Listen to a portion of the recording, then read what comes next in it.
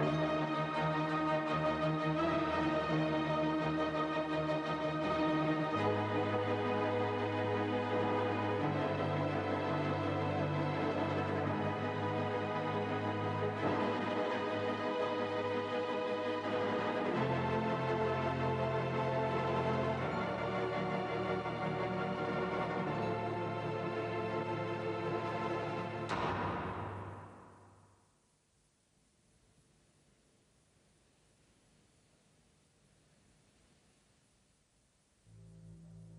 1978 est une année meurtrière marquée par la violence et le crime. En Italie, le procès des chefs des Brigades Rouges s'est ouvert. Mais un commando du groupe terroriste enlève et assassine Aldo Moro, l'ancien Premier ministre. En Amérique du Sud, le révérend Jim Jones ordonne à tous ses disciples d'avaler du poison. 913 personnes trouvent la mort en prenant part au plus incroyable suicide collectif de l'histoire.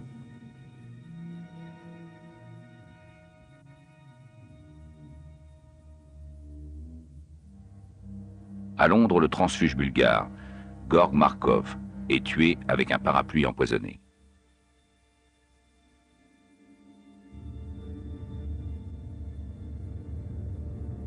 Aux États-Unis, la police arrête Ted Bundy, un dangereux tueur en série. On découvrira qu'il a sauvagement assassiné plus de 23 femmes. En décembre 1978, des recherches pour retrouver un adolescent disparu ont conduit la police dans un quartier résidentiel de Chicago. Depuis plusieurs jours, les policiers surveillent une maison. Les voisins sont intrigués. Une rumeur court. Cette paisible maison abriterait un horrible secret. On parle d'orgie homosexuelle, de meurtre. La vérité est encore plus effrayante. Une dizaine de cadavres d'hommes apparemment jeunes ont été retrouvés sous la maison et dans le jardin dans un état de décomposition avancé.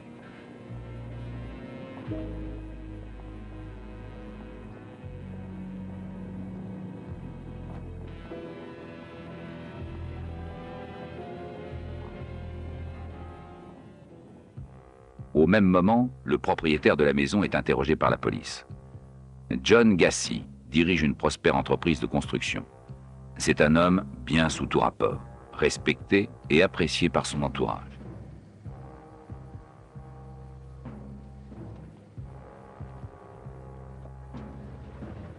Il a la réputation d'être un homme tranquille. La police interroge ses voisins. Jamais un bruit. On n'a jamais entendu un seul bruit. Pas un seul cri. Jamais un bruit ne venait de cette maison. Cette maison a toujours été calme et tranquille. Pas un bruit. Non, jamais. Parfois, John Gassi travaillait tard la nuit, dehors.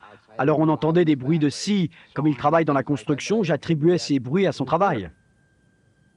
La police fouille la maison et le jardin de fond en comble à la recherche d'autres cadavres. L'entourage de Gassi est stupéfait. Son arrestation embarrasse certains politiciens, comme le maire de Chicago qui s'était affiché publiquement avec cet homme apparemment respectable.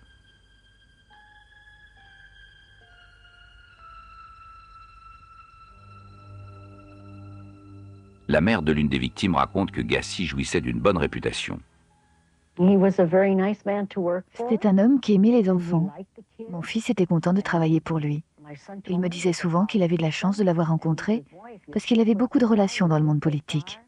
C'était un personnage public qui pouvait beaucoup lui apporter.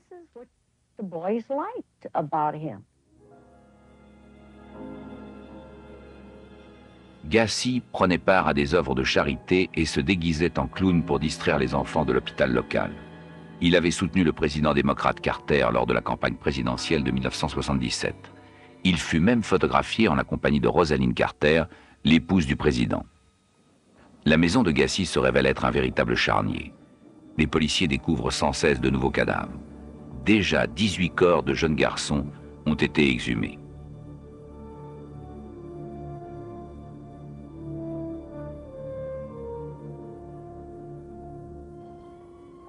Gassi s'effondre et avoue avoir commis d'autres crimes. Il indique à la police où il a enterré les cadavres.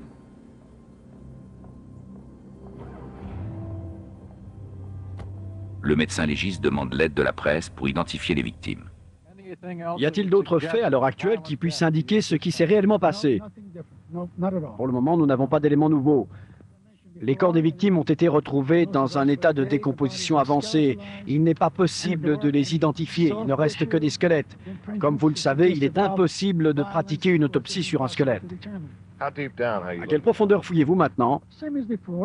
À environ 1 mètre. Nous avons trouvé des restes humains dans la fosse septique, puis 2 autres cadavres. La police a découvert 3 autres corps sous le sol du garage.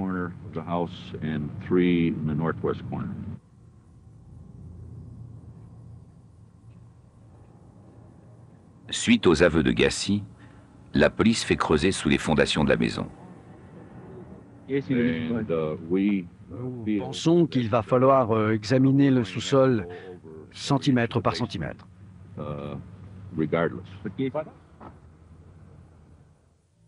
C'est la disparition d'un adolescent le 11 décembre 1978 qui mène la police sur la piste de John Gassi. À 23h30, la mère de Robert Piest, folle d'inquiétude, alerte le commissariat. Son fils de 15 ans, Robert, a disparu depuis 21h.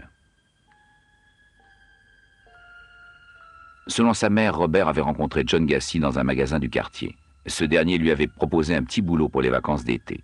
Depuis, l'adolescent n'était pas rentré chez lui. La police se rend au domicile de Gassi qui déclare avoir bien échangé quelques mots avec l'adolescent, mais sans lui avoir proposé de travail. Gassi éveille les soupçons de la police. L'inspecteur lui demande de l'accompagner au poste. Gassi ne s'y rendra qu'en pleine nuit, couvert de boue. La police fouille la maison de Gassi. Pas la moindre trace de l'adolescent, mais toutefois un indice. Un reçu pour le développement de photos provenant du magasin où Robert avait été vu pour la dernière fois. La police décide de surveiller Gassi.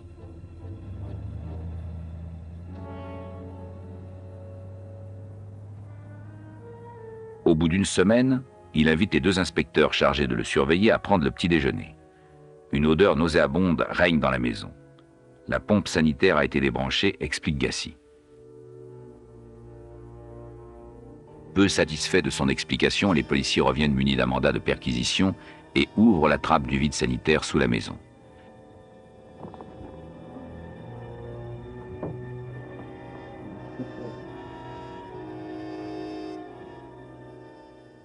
Une odeur de putréfaction les prend à la gorge. Stupéfaits d'horreur, ils découvrent des restes humains et 3 cadavres.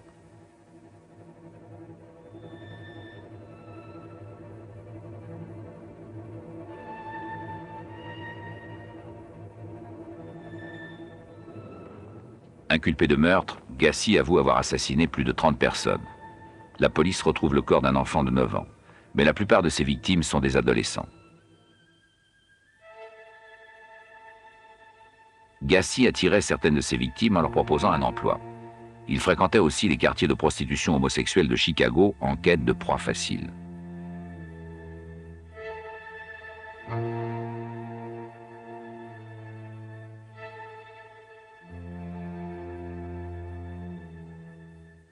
Tous les jours, les journaux font leur une des nouvelles découvertes macabres. Bientôt, Gassi explique la façon dont il tue ses victimes et se débarrasse de leur corps. Il fait boire le jeune homme, l'emmène à son domicile, puis lui propose de lui faire un tour de magie. Il l'attache alors avec des menottes et lui passe une corde autour du cou. C'est à ce moment qu'il éprouve un réel plaisir, et le viole. Puis, ne pouvant résister à ses pulsions meurtrières, il l'étrangle. Il fait disparaître le corps dans la fosse septique. Lorsque celle-ci fut pleine, il enterra ses victimes dans le jardin.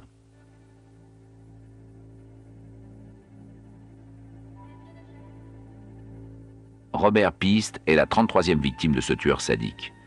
Après la visite de la police, Gassi, affolé, a jeté son corps dans la rivière. C'est pourquoi ce jour-là, il s'était rendu au commissariat que tard dans la nuit.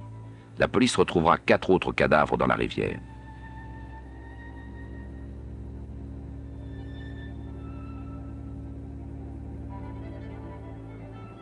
Gassi collabore volontiers avec les policiers et leur indique les endroits où ils doivent creuser.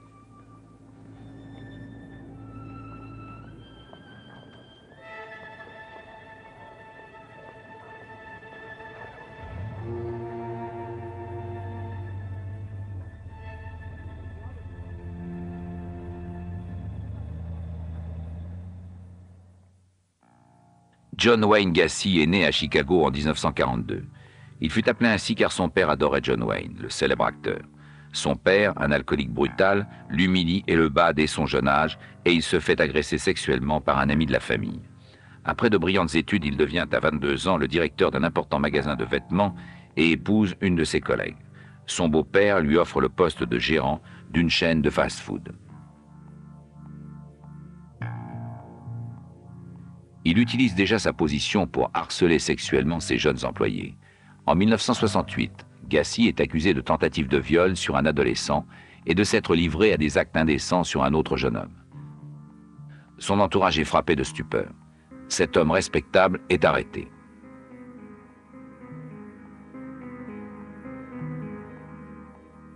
À 26 ans, le 28 décembre 1968, le juge Peter Van Metre le condamne à 10 ans de prison pour violence sexuelle sur un adolescent. Sa conduite en prison est exemplaire et il est mis en liberté conditionnelle 1 an et demi plus tard.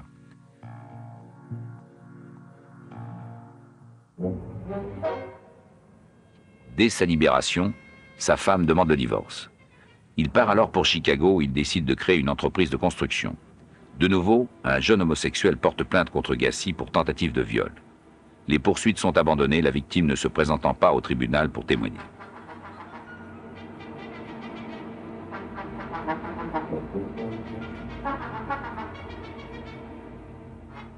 À Chicago, Gacy rencontre un amour de jeunesse, Carol Hoff, qu'il épouse 1 an plus tard.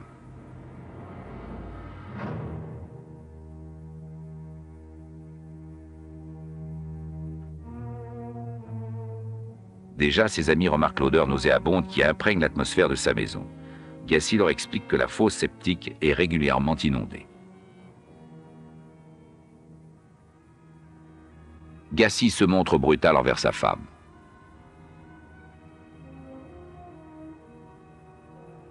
Il fréquente les milieux homosexuels de Chicago. Ses jeunes employés subissent aussi des pressions, tel John Butkovich. Le jeune homme disparaît le 31 juillet 1975.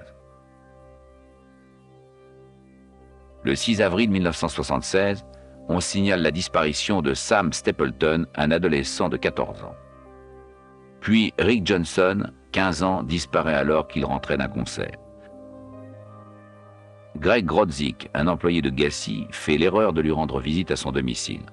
Pour le retrouver, ses parents engagent un détective privé, mais sans résultat. John Zick, un autre adolescent qui travaille pour Gacy, disparaît à son tour. Sa bague sera retrouvée dans la maison. La vie commune est devenue insupportable pour la femme de Gacy qui le quitte. Rien ne l'empêche désormais d'emmener ses conquêtes chez lui. Les voisins commencent à entendre des bruits tard dans la nuit, mais ils ne s'en inquiètent pas. Il semblait avoir des problèmes pour rentrer chez lui. Tard dans la nuit, il allumait la lumière à l'extérieur. Vers 3 ou 4 heures du matin, il sortait à nouveau, montait dans sa voiture. Je pensais qu'il partait travailler. C'était sûrement à ces heures-là qu'il allait dans les quartiers homosexuels pour ramener des jeunes hommes chez lui. De juillet à décembre 1977, 8 autres garçons sont assassinés.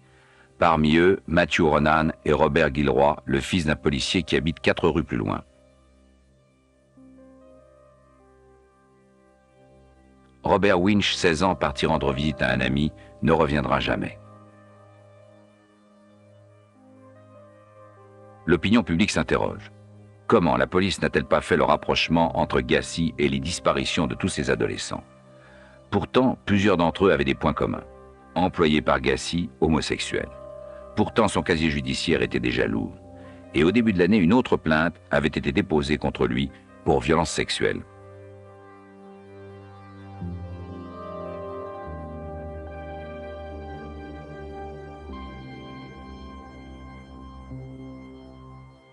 La police de Chicago est critiquée publiquement pour son incompétence. Elle tente de s'expliquer. À Chicago, nous avons fiché Gacy depuis 2 ans dans nos services de police. Nous l'avons placé sous surveillance pendant environ 1 mois. Mais nous n'avons pu établir qu'il enfreignait la loi ou que son comportement était anormal. Pourtant, une autre plainte est déposée contre Gacy. Jeff Rignal est la seule des victimes à avoir survécu aux violences de Gacy. Dans quelles circonstances avez-vous rencontré John Gacy? Je sortais d'un immeuble. Il m'a accosté sur le trottoir. Il a fait une allusion à mon bronzage. Je revenais de Floride. Il m'a proposé de venir fumer un joint avec lui. Il faisait froid. J'ai donc accepté et je suis monté dans sa voiture. Soudain, Gassi plaque un chiffon imbibé de chloroforme sur le visage d'Orignal. Quand il se réveille, il est nu. Sa tête et ses mains sont attachées à un poteau. Gassi le viole, le torture sadiquement, puis le chloroforme à nouveau. Le lendemain matin, Orignal reprend connaissance dans la neige au milieu d'un parc. Il souffre le martyre. À sa sortie de l'hôpital, il apprend que la police a abandonné les recherches de son agresseur. Fou furieux, Orignal décide de le traquer lui-même. Il se poste aux entrées d'autoroute, à l'affût de la voiture noire de son agresseur. Au bout d'un mois, il repère Gassi, le suit et relève le numéro d'immatriculation de l'automobile. Il retourne voir la police qui déclare que les preuves retenues contre Gassi sont insuffisantes. Orignal lui intente alors un procès. Gassi contre-attaque et entame lui aussi une action en justice, affirmant que Orignal a tenté de le droguer. Faute de preuves, aucune charge n'a pu être retenue contre Gassi. Peu de temps après le procès, Frank Landanguin, Tim O'Rourke et James Mazara et Robert Piste disparaissent. On retrouvera leur corps dans la rivière. Lors de son incarcération, Gassi tente de se suicider. Les psychiatres doivent l'attacher et le surveiller sans cesse. Les autorités de Chicago engagent les poursuites. The Cook County Grand Jury this afternoon returned 7 indictments. John Gassi va être jugé pour les meurtres de 7 personnes qui ont disparu depuis le mois de juillet 1975. Il est accusé de meurtre, d'enlèvement, d'attentat à la pudeur avec perversion et d'outrage aux mœurs. Gassi ne pourra pas être libéré sous caution. Nous collaborons étroitement avec la police de Chicago, avec le médecin légiste et les services de police de l'État pour poursuivre l'enquête. De tout le pays proviennent des appels de parents d'adolescents disparus qui se demandent si leur fils pourrait se trouver parmi les victimes. Un standard spécial est mis en place pour tenter d'identifier les victimes, ainsi qu'une lente et minutieuse fouille archéologique. Le médecin légiste doit reconstituer minutieusement ce qui reste des corps des victimes. Les fragments d'os retrouvés sont étiquetés et assemblés pour tenter de les identifier. Le médecin légiste est atterré. C'est horrible. C'est le seul mot qui me vient à l'esprit, c'est horrible. La police demande aux familles qui ont signalé la disparition d'adolescents d'envoyer leurs fiches dentaires. C'est la seule façon de pouvoir identifier les victimes. À partir des crânes trouvés sous la maison de Gassi, les médecins légistes réalisent des dizaines de maquettes pour tenter d'établir ce à quoi auraient ressemblé les visages des victimes.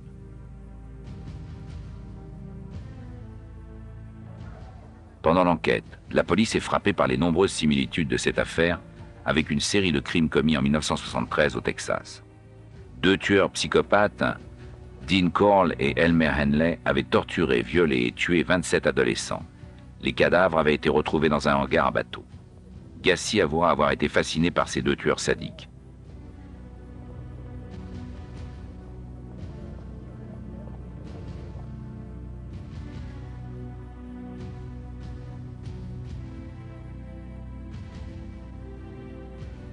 Un enquêteur de cette affaire témoigne.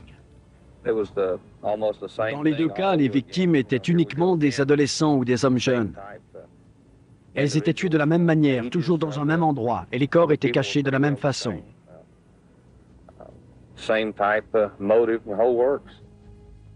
La seule différence est que Gassi a agi seul. Les tueurs en série ressentent un besoin irrépressible de tuer. Ils trouvent un certain réconfort à ne pas agir seuls. Ainsi, ils peuvent se décharger de la responsabilité de leurs crimes l'un sur l'autre. Maigre consolation pour les parents de Robert Piste.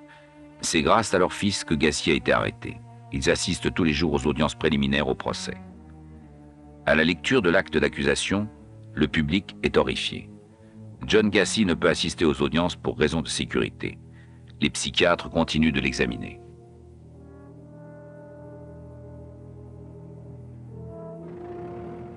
En avril 1979, la justice ordonne la démolition de la maison de John Gassi, déclarée dangereuse. En effet, de nombreux touristes, animés par une curiosité morbide, avaient afflué dans le quartier. De plus, cette histoire répugnante avait fait baisser la valeur immobilière du quartier. Les voisins sont maintenant soulagés.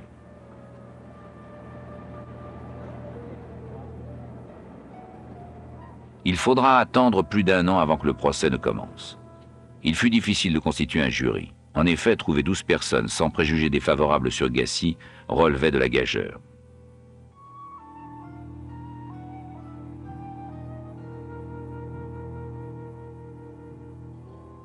La culpabilité de John Gacy étant établie, la tâche du procureur général est de prouver que Gacy était responsable lors des meurtres. Sam Amirante, l'avocat de la défense, tente, quant à lui, d'établir la folie de son client au moment des meurtres. Il plaide la démence mentale. Le procès s'ouvre le 6 février 1980 à Chicago. Le tribunal est présidé par le juge Gary Poe. Cet ancien procureur s'était occupé du procès de Richard Speck, reconnu coupable du meurtre de 8 infirmières en 1966. Le procès se déroule dans un tel climat de haine que le public est fouillé pour s'assurer qu'aucune arme ne pénètre dans la salle. Gacy écoute impassible le catalogue des atrocités. Il ne semble éprouver aucun remords. Dans sa plaidoirie, l'avocat de la défense affirme que Gacy est la réincarnation du personnage de Dr. Jekyll et Mr. Hyde. Il souffre d'un dédoublement de la personnalité. C'est sous l'emprise de son alter ego maléfique qu'il a commis tous ses crimes. Il demande aux jurés de ne prendre aucune décision hâtive et de ne pas le juger avec haine, vengeance ou passion. Gacy est non coupable en raison de son aliénation mentale. 4 psychiatres confirment l'état psychologique de John Gacy. L'un d'eux explique que Gacy est l'une des personnalités les plus complexes qu'il ait jamais rencontrées. Il est schizophrène et incapable de faire la distinction entre le bien et le mal.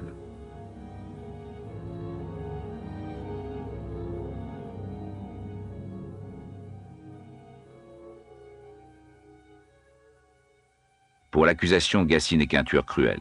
Les arguments de la défense sur sa prétendue double personnalité ne sont que manœuvres.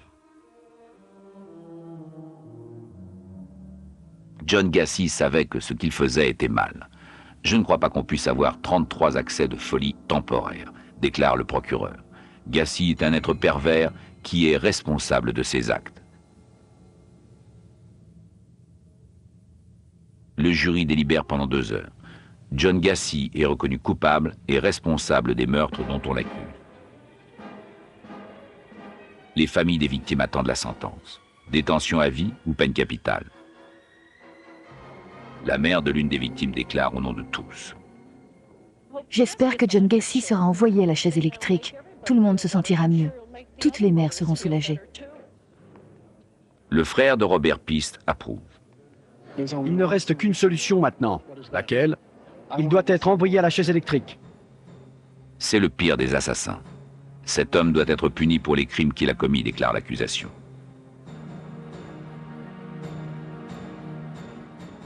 Le jury doit faire preuve de justice et non de compassion, conclut le procureur. Le jury recommande la peine de mort. J'ai déclaré au jury que s'il permettait à cet homme, John Gacy, de rester sur Terre, alors que Dieu nous vienne en aide. Le juge demande à chaque juré de prononcer son verdict. Il condamne unanimement John Gacy à la peine de mort. Le juge confirme la sentence.